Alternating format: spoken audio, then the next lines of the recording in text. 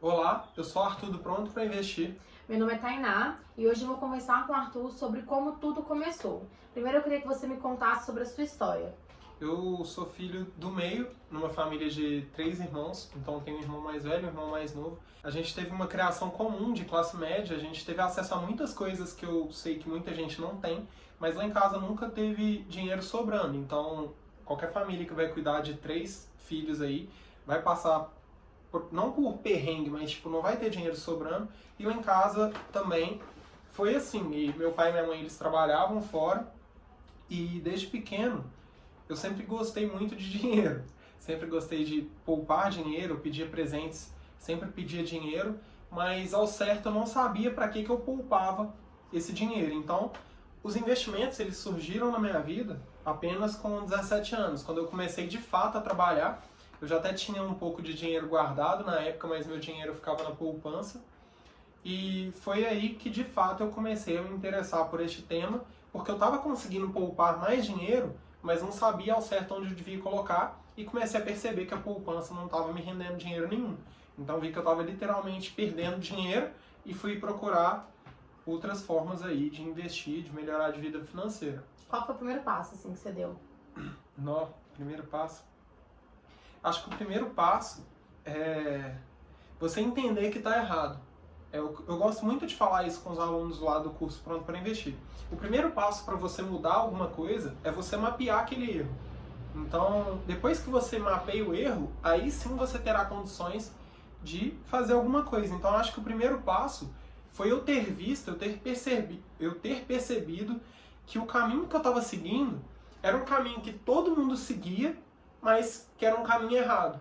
E eu acho que isso é muito difícil da gente sacar, porque normalmente a gente recebe uma educação onde a gente só vai seguindo a nossa vida e não para pensar ao certo se aquilo que a gente está fazendo é o correto, é o que vale a pena. E inclusive hoje tem bilhões de reais, tem milhões de brasileiros aí que investem na poupança e que ainda não acordaram. Então acho que o primeiro passo foi esse, foi eu ter percebido que da forma que eu estava seguindo, eu não ia atingir meus objetivos de ter mais dinheiro no futuro, porque meu dinheiro de fato não trabalhava. Então, depois que eu percebi isso, aí o primeiro passo mesmo, depois de mapear o erro, foi ter procurado alguma coisa que outras pessoas faziam que não era o caminho que todo mundo estava seguindo. Por quê? Eu parei para pensar, velho, beleza, eu tô com dinheiro na poupança, meu dinheiro não está rendendo. Mas tem alguém no Brasil, tem alguém no mundo, tem alguém aqui em Contagem, na cidade que eu tô, que está fazendo dinheiro render. O que essas pessoas estão fazendo e como que elas estão fazendo isso? E aí eu fui buscar na fonte o que as pessoas ricas faziam com o dinheiro delas. E aí eu fui pesquisando ou em livros ou em artigos, fui tentando entender como que as pessoas que não seguiam o caminho que eu estava seguindo estavam fazendo para multiplicar o dinheiro, porque é o que eu costumo falar, por exemplo, na crise, ninguém queima dinheiro. Na crise, o dinheiro não some do mercado, ninguém joga dinheiro fora. O dinheiro muda de mãos. Então tem gente ganhando dinheiro na crise e fora da crise. Eu comecei a pensar, velho, eu tô seguindo um caminho que as pessoas que estão seguindo não estão chegando onde eu quero. Então eu preciso de mudar. E foi aí que eu comecei, de fato, a estudar outras alternativas. Então esse foi o primeiro passo. Entender que existia um mundo que eu não conhecia e que eu tinha que descobrir esse mundo. E eu fui descobrindo, estudando o que as pessoas ricas faziam. Tá, e quando você falou assim, não, então eu quero investir, vou começar a investir, quando você descobriu que existiam os investimentos, eu já vi você comentando que você foi primeiro no banco, né? Você foi no banco e começou a fazer investimento no CDB, pelo banco, mas não foi um bom investimento. Na verdade, essa conta poupança que meu pai criou pra mim quando eu era bem novo, eu era criança ainda, todos os presentes lá que eu ia recebendo, eu pedia dinheiro e ia guardando nessa poupança. E aí, assim que eu vi que a poupança não estava rendendo, eu já tinha um valor a mais, já tinha um valor maior, já estava juntando mais dinheiro, porque às vezes a gente conversa que parece que é da noite pro dia, mas não é. E eu comecei a estudar e vi que o CDB era uma boa opção. E na minha cabeça, o que eu pensei? A poupança, beleza, já entendi que a poupança é ruim. Então, eu preciso de mudar. E eu vi que o CDB era uma boa opção. Só que, aonde eu estudei isso, não me falaram que não adiantaria nada eu investir num CDB de um grande banco. Entendi. Então, o que eu fiz? Eu cometi o erro de procurar um gerente de banco para me falar, por exemplo, um CDB lá que eu podia investir. Na época, eu lembro que era um valor alto, não lembro quanto, e a rentabilidade do CDB lá era tipo, até X mil, 70% do CDI, até X mil, 75%, 80% e aumentando. E na época eu peguei 80% do CDI, que hoje é uma rentabilidade que eu vejo que é ridículo. Qualquer banco aí que você abrir na corretora aí, você vai pegar pelo menos 100%. Só que na época, como as taxas estavam mais altas, esse valor ainda me pagava mais do que a poupança. Então eu estava recebendo mais do que a poupança e minha ficha não tinha caído, que existiam opções melhores. Porque a gente tem tipo uma maldição que é o quê? Quando você descobre que um caminho está totalmente errado, qualquer caminho que você vai que não é aquele, você acha que é bom. E não é. Então eu fui investir no CDB, já era no Bradesco, e eu conversava com gerentes que lidavam com pessoas que tinham mais grana lá já, muito por conta da empresa que eu também já estava trabalhando, e eu acreditei que esse cara ia me dar boas indicações. Mas a verdade hoje que eu vejo é que talvez nem ele não tivesse educação financeira o suficiente para me falar o que era melhor para mim. Porque também naquela época não tinha tanta informação de finanças igual tem hoje em dia. Não, com certeza. Quando eu comecei a estudar, há 6 anos atrás, 7 anos atrás, acho que 6 anos, não existia canal no YouTube, Instagram, essa porrada de livro, um monte de gente falando disso. Hoje em dia, você tá na empresa que você trabalha aí, no café da manhã, tá todo mundo falando de ação, de investimento, CDB, Nubank, Inter. Não tinha também essas fintechs de investimentos que estão crescendo agora, bancos digitais. Então, acho que, de certa forma, era muito mais difícil o acesso à educação. Por quê? Quando eu comecei a estudar, os principais artigos que eu li, eu sempre gostei muito de ler. Por exemplo, aqui a gente está fazendo um vídeo, mas eu tenho um blog com 87 artigos. E eu gosto de escrever, eu gosto de ler, é a melhor forma que eu acho aí para consumir conteúdo. Só que quando você joga, por exemplo, o que é CDB no Google, você cai sempre em artigo de corretora. Então as corretoras, elas dominam o meio de informação no Brasil porque elas são muito grandes, elas têm condições de escrever e de divulgar esses conteúdos com uma grana muito maior do que pessoas independentes como eu, que não tem rabo preso com instituição nenhuma. E dessa forma, elas guiam aquilo que a gente vai aprender. Entendi. Então acaba que quando eu fui estudar através desses artigos, por exemplo, eu recebi uma informação que não estava isenta de conflito de interesses. Por quê? É a mesma coisa de você perguntar para um cabeleireiro quando que você deve cortar o cabelo. O cara vai falar todo dia. Porque ele ganha dinheiro cortando o seu cabelo. Então, ele vai criar uma lógica ali em cima de algo que vai beneficiar ele. E foi isso que aconteceu comigo. Quando eu comecei a estudar, as informações que eu recebia eram informações onde havia um conflito de interesses muito grande. Por quê? Se a corretora ganha dinheiro em cima de mim, ela não vai me mostrar os melhores investimentos. Ela vai me mostrar os piores. Porque quanto pior para mim, melhor para ela. Entendi. E quando você percebeu, lá no banco ainda, que o CDB não era legal, que tava errado aquilo dali, você já foi logo para a corretora. Foi assim que você descobriu a corretora. Pesquisando, achando que estava errado e vendo uma forma melhor de investir seu dinheiro. Não, na verdade, eu pensei mais no sentido de oferta e demanda. Por quê? O que eu entendi foi o seguinte. O CDB, por exemplo, ele é um investimento oferecido pelos bancos.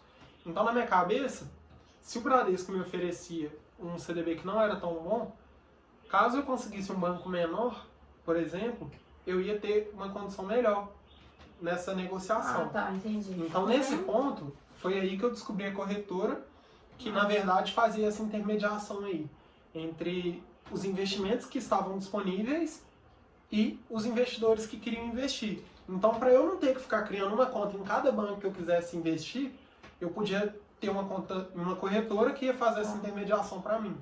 E foi aí que surgiu a conta da corretora na minha vida, e foi onde, de fato, eu comecei a enxergar um novo mundo, porque a corretora ela te mostra diversas opções de investimentos.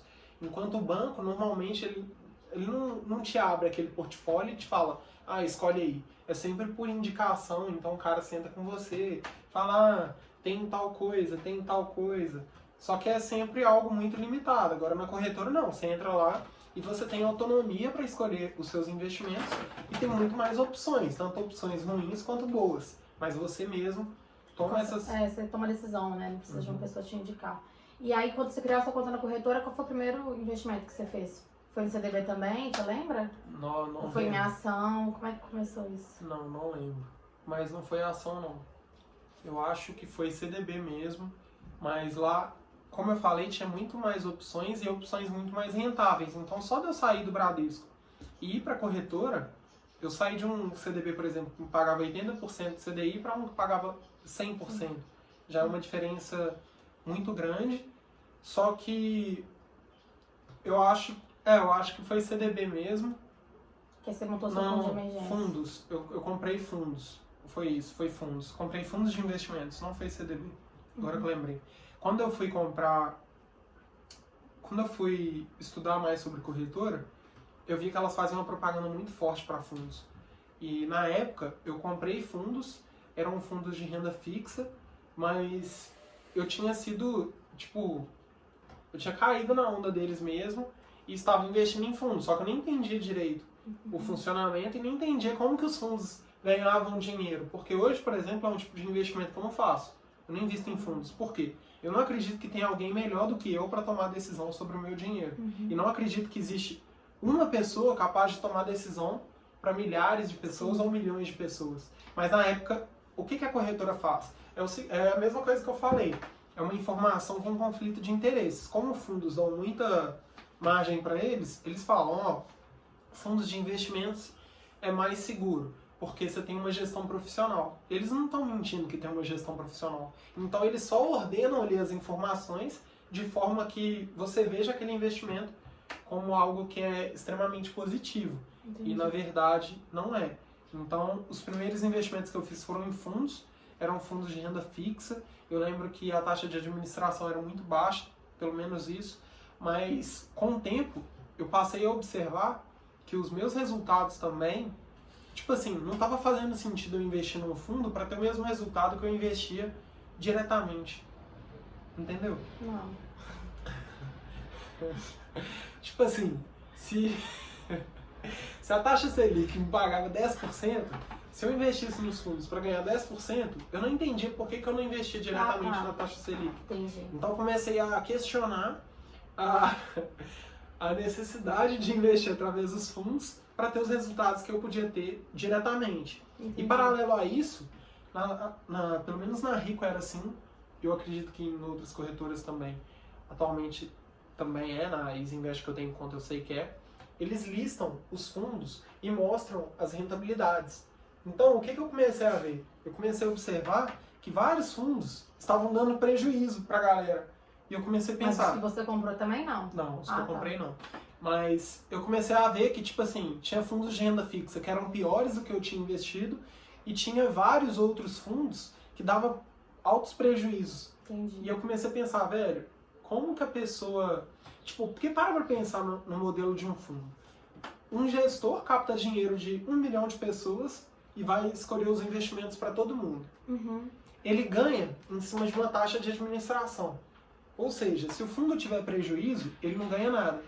Agora, se o fundo tiver um retorno positivo, ele ganha a taxa de administração sobre o lucro do fundo, sobre o retorno. Só que isso gera um problema muito grande. Por quê? Quando você... Basicamente, o potencial de retorno de um investimento é extremamente relacionado com o potencial de risco. Ou seja, para o fundo ter o melhor retorno, ele vai ter que se expor a um risco maior. Só que se ele se expor a um risco maior e tiver prejuízo, ele não perde nada. Ele deixa de ganhar.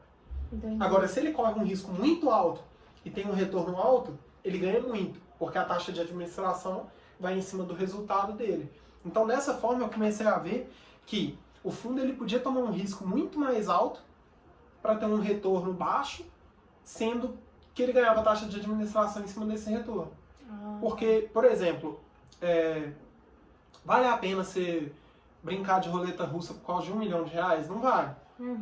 O retorno é alto? Mas o potencial de retorno é extremamente alto. É isso que risco.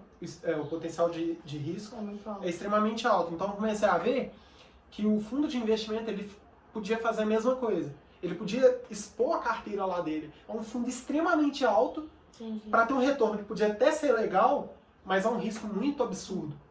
Então, pra mim, não fazia sentido, porque uma hora ou outra, se você ficar brincando de roleta russa, vai dar ruim. Vai correr? Entendi. Então, mas aí, depois que você percebeu isso, aí você foi investir por conta própria, sem precisar de uma pessoa fazer essa gestão. Aí você foi pra renda fixa. sim, Tesouro direto, sim. Selic e tal. Entendi. E aí, você quer fazer uma pergunta? Não, é que eu queria saber que depois disso você foi para as ações, como é que foi? Não, demorei muito na renda fixa. Por quê? Primeiro, as pessoas têm que entender que existe um passo a passo que você deve respeitar ao investir. Qual que é esse passo a passo? Se você tem dívida, você precisa quitar a sua dívida. Por quê? Para pensar, um banco, por exemplo, quando ele capta dinheiro de um investidor para emprestar para outras pessoas, ele precisa realizar esse empréstimo aí do dinheiro dos outros a uma taxa maior. Caso contrário, ele não ganha dinheiro. Então, se ele capta dinheiro a 5%, ele tem que oferecer no mercado a 10%. Isso. Então, se uma pessoa pega dinheiro emprestado a 10%, só nesse exemplo aqui que eu estou dando, ela não vai conseguir ter um retorno acima de 10%. Sim. Porque senão ia no banco e falava assim, eu quero 1 milhão emprestado, investia e ficava milionário. Porque eu ia ter retorno acima da minha dívida. Então, automaticamente, até por conta da falta de educação financeira no Brasil, você precisa quitar suas dívidas antes de começar a investir. Porque se você tentar investir enquanto você tem dívida, seu retorno vai ser sempre menor do que as dívidas. Caso contrário, você pegaria o dinheiro emprestado, botava no mercado e ficava rico. Tá. Esse é o primeiro passo. O segundo passo é criar o fundo de emergência. Então, neste ponto, desde a época que eu investi em fundos, por exemplo, eu já tinha dinheiro para fundo de emergência, que são pelo menos 6 meses dos gastos. E dessa forma, eu já tinha certa segurança. Por quê? Eu já tinha uma grana que me permitia me sustentar por mais de 6 meses e sabia que eu estava tranquilo ali com os meus investimentos. E depois disso, o terceiro passo é você investir para renda fixa tudo aquilo que tem prazo. Então, neste momento, eu demorei muito até começar na renda variável. Por quê? Se eu tinha que investir na renda fixa até onde tivesse prazo, na minha cabeça eu sempre quis abrir um negócio, eu sempre quis abrir minha própria empresa. E dessa forma, eu via que eu precisava ter um dinheiro ali em caixa para, primeiro, me dar segurança quando eu saísse do emprego e, segundo, para abrir o negócio, pegar o dinheiro e abrir o negócio. E nisso, eu demorei muito para ir para o quarto passo, que é o passo de investir de fato na renda variável. Por quê? Basicamente, é um erro que eu vejo que muita gente comete. A gente tem duas coisas. Primeiro, é um medo de abrir mão de deixar o nosso dinheiro trabalhar. Por quê? É muito comum você ver pessoas que têm dinheiro investido, mas está lá tudo com liquidez diária. A pessoa não sabe investir para pegar o dinheiro daqui 1 ano, 2 anos, 3 anos. Então esse é o primeiro passo que a pessoa tem que ter, é desapegar da liquidez diária, que é ter o dinheiro disponível para resgatar a qualquer hora, para deixar o dinheiro trabalhar e de fato investir e dar resultado. E a segunda coisa é que, na verdade, eu tinha medo de empreender. Então, na minha cabeça, era tipo assim, quando eu tinha 5 mil reais, eu pensava, não, quando eu tiver 10 mil, eu vou largar meu emprego e vou empreender. Aí eu cheguei em 10 mil e falava, não, velho, 10 mil não é muito dinheiro. Quando eu tiver 20 mil, vai ser de boa, porque é esses 10 mil que eu uso pra mim e uso mais 10 mil pro negócio. Aí chegava 10 mil, mais 10 mil, eu tinha 20 mil, eu achava pouco, 40 mil, 50 mil. E foi assim até eu perceber que não era o dinheiro que estava me impedindo de empreender. Por quê? Tinha pessoa com muito menos dinheiro que eu empreendendo. Sim. Então, só depois que eu entendi isso, que eu comecei de fato a investir em renda variável através de ações e fundos imobiliários. E como é que foi essa questão de ganhos? Porque a gente já conversou sobre isso, você já falou que você antigamente comprava e vendia, né? Hoje em dia você é a favor do buy and hold, que é comprar e segurar. Entendi. Então, você falou que se arrepende, né? Porque antigamente você comprava e ficava passando até mal, acompanhando toda hora as ações, se elas subiam, se elas desciam. Como é que foi isso daí? Como é que você descobriu que esse não era o modelo certo, que você não acredita muito nisso hoje em dia mais? E para poder falar para as pessoas da sua experiência. Quando eu tinha a grana investida lá na corretora, que eu fui buscando melhores opções de renda fixa, eu via que a corretora estava sempre incentivando a compra de ações. Sim. Só que eu não sabia direito o que era ações, eu não sabia direito o que era uma bolsa de valores, inclusive nem a faculdade não ensina isso. Eu tô quase me formando em administração na federal e lá eles não ensinam isso, nem os próprios professores meus tinham noção do que é uma bolsa de valores, porque é uma coisa muito simples, mas que ninguém compreende. Entender uma coisa, compreender a outra. Então, eu comecei a estudar sobre ações. Só que eu não tive um estudo de ações entendendo que aquilo eram partes de uma empresa. Porque é isso que ações são. Eu comecei a entender como se fosse um investimento. E ações não é um investimento. Você investe através das ações. Mas a ação, tipo assim, não, a ação ela é um pedaço de uma empresa. Ela foi feita para você se associar àquela empresa e se tornar sócio dela. Não é um investimento no sentido de falar, tipo assim, vou comprar e vender e ter lucro. Não, é tipo assim, eu vou me tornar sócio dessa empresa. E essa virada é muito importante. É lógico, é óbvio que a ação é investimento. Tô falando no sentido de comprar e vender, por exemplo. Sim. Eu tava vendo ações como um produto, não como um investimento. Isso é diferente.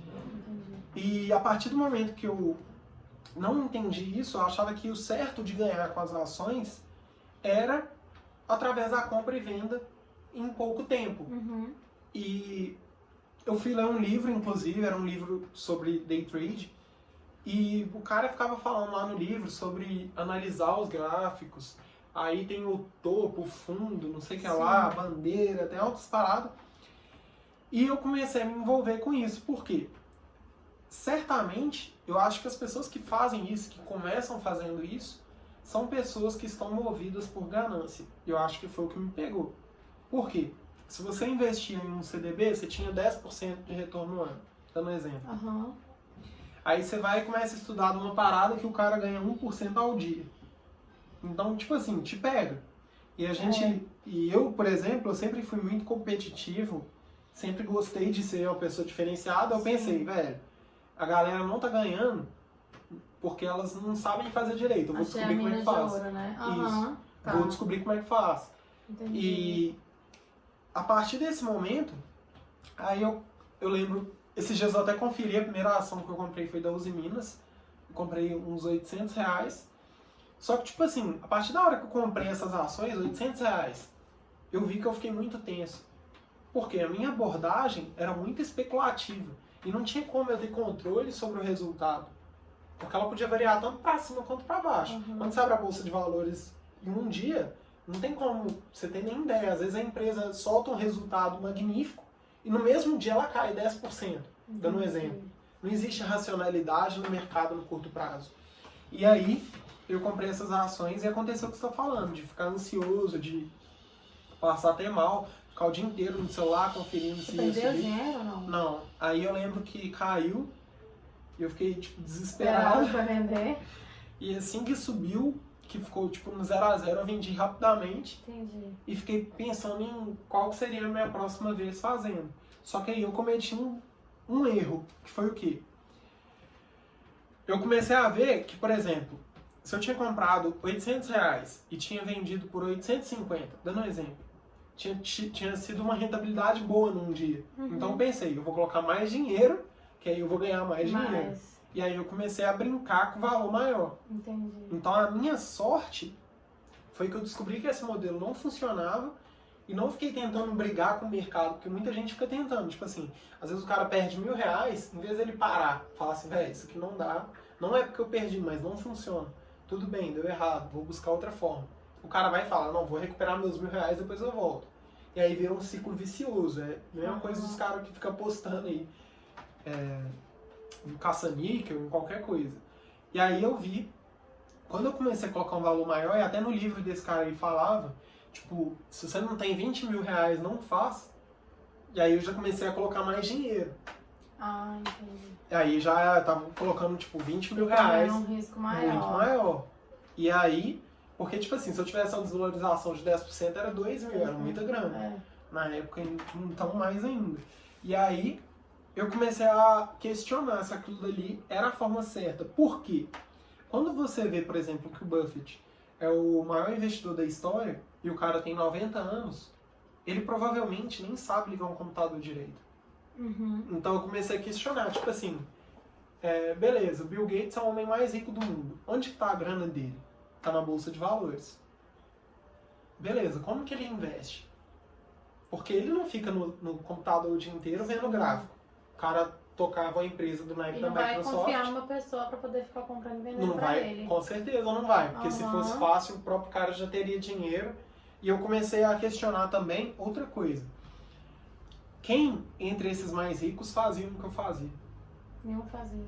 Porque se você ganha 1% ao dia, em pouco tempo você vai ter o PIB do Brasil na sua conta. Então eu comecei a pensar, tem que ter alguém, pelo menos, que é multimilionário e ficou rico assim. Aí você pega, por exemplo, Jorge Paulo Lemann, que eu já tinha lido a história dele. Como que ele ficou rico? Não foi assim. E onde que estava o dinheiro dele? Ações. Entendi.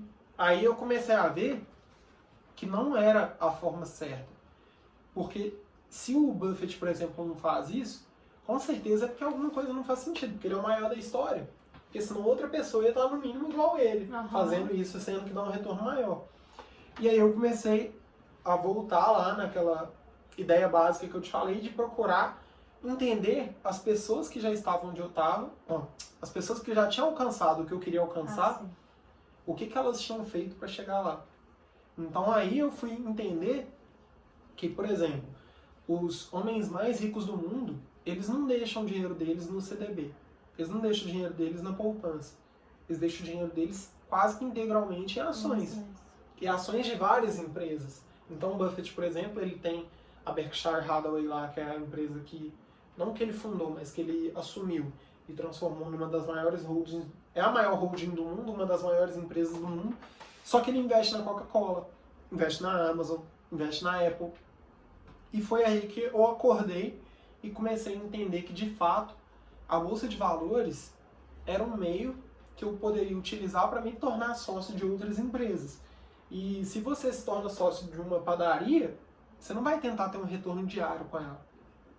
Não é o certo. Sim.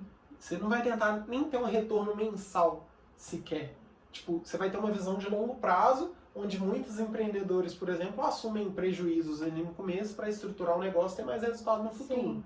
Então eu comecei a ver que para o negócio me dar resultado, principalmente porque as empresas da Bolsa já são estruturadas, eu teria que esperar tempo. E foi aí que eu comecei a ver que o Buffett, por exemplo, não construiu o império que ele construiu da noite para o dia. Demorou tempo. E os ganhos dele foram grandes, muito devido aos períodos de baixa que teve, que ele segurou de boa. Entendi. Porque, tipo assim, a média dele é 20% ao ano. É possível você fazer 40% em um ano? Mas vai ter um ano que o mercado inteiro vai cair 50%, e para você manter essa média aí, você vai ter que ficar no 0 a 0. Sim. Ou tem um resultado, entendeu? Entendi. E como é que você aprendeu isso tudo e tudo mais, mas como é que surgiu a sua vontade de começar a ensinar para as pessoas? Eu acho que foi naturalmente. Por quê? Primeiro, é um assunto que eu sempre gostei de falar. Dinheiro, negócio, A gente sempre empreendedorismo, conversou disso. investimento. Sempre foi um assunto que eu gostei muito de falar. E eu acho que as próprias pessoas que estão ao nosso redor, elas começam a perceber que você sabe lidar com dinheiro, que você sabe o que você está falando. Por quê? Por exemplo, eu já investi em ações e começo a conversar com uma pessoa que está com dinheiro na poupança, tem uma discrepância muito grande entre o que eu sei e o que ela sabe. Sim. Então a própria pessoa começa a me ver como autoridade naquele assunto. Por quê? É o que eu falei, eu já estou num lugar que ela quer chegar. Eu já sei coisas que ela quer saber. Então, a partir do momento que eu convivia com as pessoas e falando disso, que foi algo que eu sempre gostei, e via que as pessoas também se interessavam e tinham dúvidas comigo, eu comecei a me posicionar automaticamente, tipo, naturalmente, como autoridade. No sentido de, a pessoa queria um conselho, ele me perguntava. Sim. A pessoa, não sei o que é isso, Arthur, o que é isso? E a partir do momento também que você aprende na prática, por exemplo, hoje eu tenho vários alunos lá no curso, mas eu aprendi tudo que eu sei na prática. Então eu não tive ninguém me ensinando. Então, muitos alunos do curso, por exemplo, eles não precisam fazer day trade para descobrir que isso é uma merda. Não é bom, Eles não precisam. Você já passou por isso, você já quer mostrar passei, as pessoas que elas precisam. e elas já sabem que não precisam. Aham. Então, automaticamente, por eu já ter feito tudo que as pessoas que estavam ao meu redor estavam fazendo, elas viam que eu tinha experiência também. Então não era só teoria, era prática. Porque se o cara fala de day trade comigo, eu falo, já tentei fazer isso, eu sei o que você está sentindo, eu sei que não está dando certo, qual que é o seu resultado, porque eu já vi isso. Então, nessa forma, eu acho que as pessoas começaram a ver em mim uma autoridade e eu comecei a falar mais disso. E algumas pessoas até já me incentivavam a ensinar isso para mais pessoas. Sim. Você falava comigo, eu tinha outros amigos também que Sim. falavam, só que, tipo, existe o que muita gente fala hoje em dia, a síndrome do impostor, que a gente não acreditar que a gente sabe o suficiente para ajudar. Pra ensinar. E neste ponto, eu ficava pensando, tipo assim, quando você masteriza uma parada, parece que aquilo é muito simples. Por exemplo, pra mim, uma pessoa que tá na poupança, sair da poupança é uma coisa muito simples. Mas pra pessoa não é. Não é. Então pra mim não foi também. Ainda muita gente ainda tem muito medo, né? Muito receio, não sabe. Entendi. Então, pra eu me ver como autoridade, igual eu tô falando, era muito difícil. Por quê? Hoje, por exemplo, eu sei que day trade é fria. Eu sei que debentures é fria. Eu sei que fundos de investimento são frios. Agora, eu já vivi isso. Então uma pessoa que nunca viveu, que vai ler o mesmo artigo lá da corretora que eu li, ela vai entender a mesma coisa que eu entendi e vai achar que aquilo é bom. Então, a partir do momento que eu comecei a conversar com as pessoas, eu comecei a ver que muitas cometiam erros e comecei a ver também que eu já tinha passado por muitas coisas que as pessoas falavam. Então, até hoje, eu recebo dúvidas, por exemplo, que pra mim são muito básicas e hoje eu gosto de ajudar as pessoas, porque eu acordei a ponto de perceber que aquilo foi algo que eu também passei. E aquela coisa também, né? Ensinando, a gente aprende mais. Muito. Escrevendo os artigos que você faz e você aprende mais.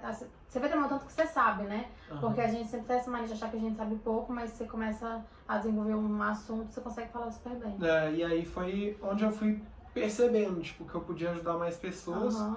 Porque, por conta disso também que você falou, quando, por exemplo, eu escrevi meu e-book.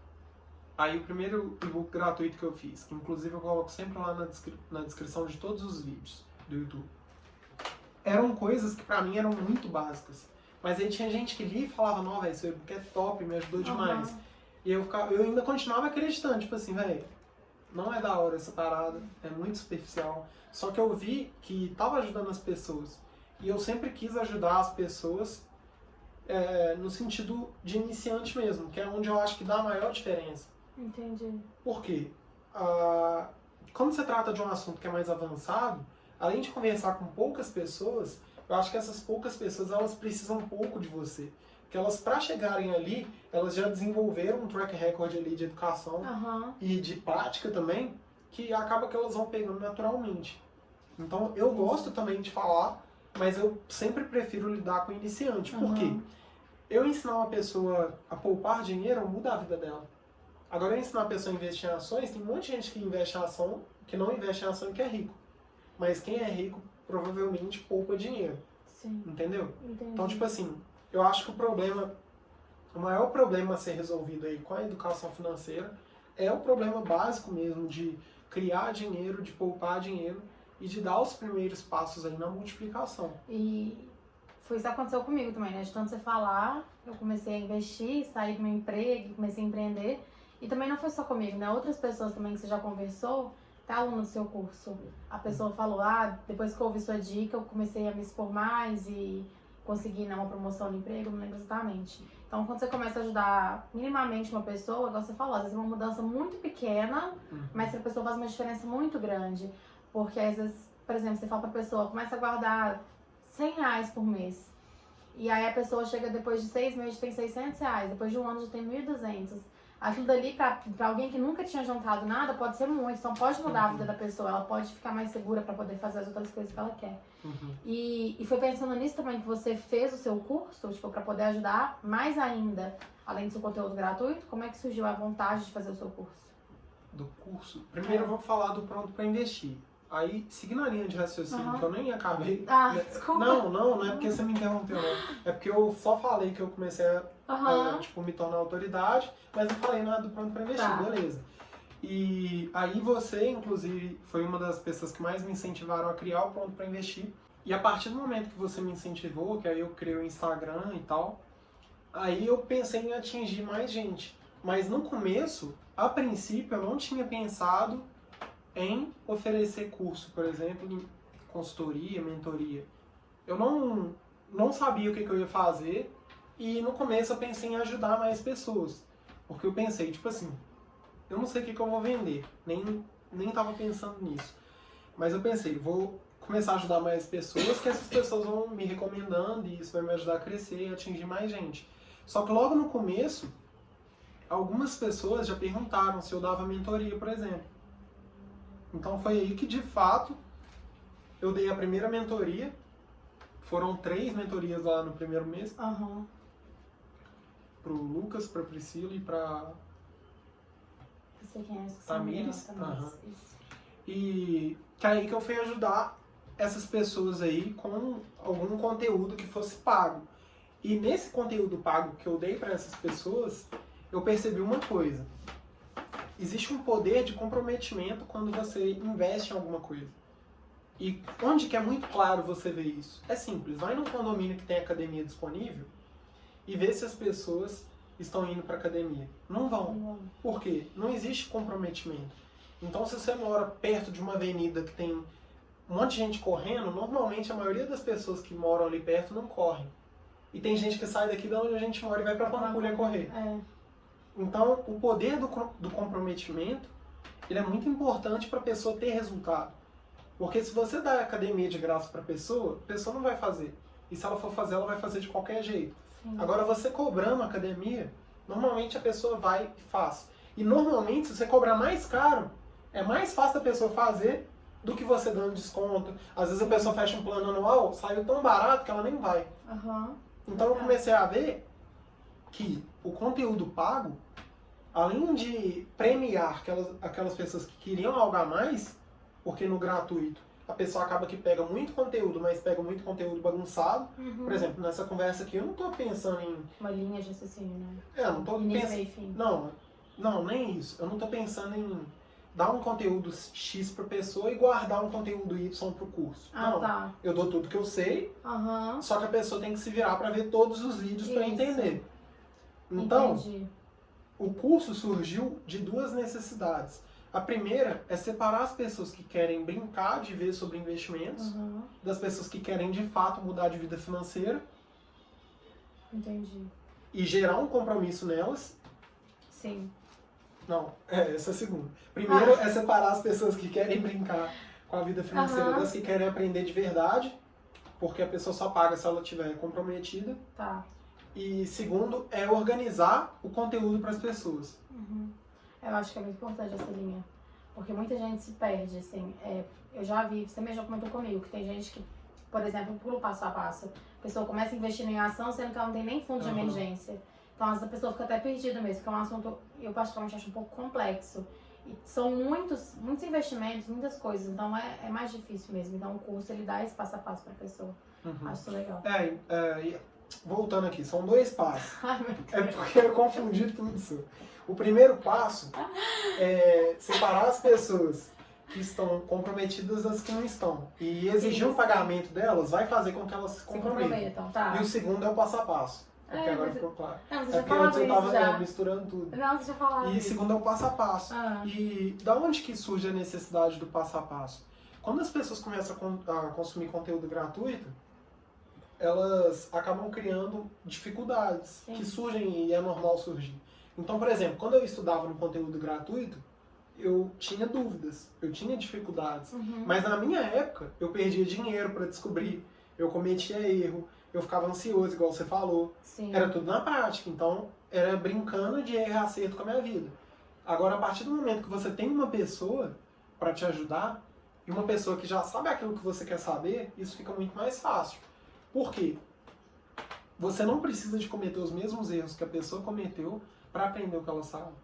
Então, um professor, um mentor, uma pessoa ali, uma pessoa que está ajudando a outra, ela consegue fazer a pessoa sair da onde ela está e chegar onde essa mesma pessoa chegou, só que num caminho mais rápido e mais fácil também. Então, o curso surgiu deste ponto. Por quê? Eu não queria ficar dando consultoria para as pessoas, por quê? porque eu queria que elas desenvolvessem uma forma delas mesmas aprenderem aquilo e não precisarem mais de mim. Entendi. Então a minha mentoria, ela não era focada em, tipo, vou te dar um acompanhamento. Ela era focada em vou te ensinar tal coisa. Tá. E para isso o curso é muito melhor do que a mentoria. Então hoje, por exemplo, eu até dou mentoria para alguns alunos, dependendo das condições lá, na hora de entrar no curso. Mas a mentoria que eu dou hoje não é focada só em conteúdo. Ela é focada em acompanhamento, em entender uma dificuldade, uma dor e agir em cima dessa dor. E se eu desse só uma mentoria para a pessoa, por exemplo, no caso, tipo, vamos supor que eu vendesse só mentoria e desse só uma mentoria. E ia ficar faltando alguma coisa. Sim. Então, pra mim, faz mais sentido a mentoria ser parte de um todo do que ser o business da parada, E o curso a pessoa pode ver sempre, né? Tipo assim, Sim. durante 3 anos, assim. E Então, é muito mais diferente. legal isso também. E o que eu acho legal é que, tipo assim, os investimentos, eles não são, tipo assim, não tem como eu falar, esse investimento aqui é o melhor para todo mundo que está fazendo o meu curso. Mas tem como eu falar o que é esse investimento, para que ele serve, quando que você pode utilizar ele. Porque o como que funciona vale para todo mundo. E aí, se caber na realidade da pessoa, ela Cabendo, mexe ou não. Sim, e isso eu podia ensinar. Então, para mim, era, tipo, no mercado financeiro, o que eu faço hoje, para mim, é o meio mais... É a forma mais satisfatória que eu tenho de trabalhar com o que eu trabalho. Por quê? A pessoa não vai depender de mim.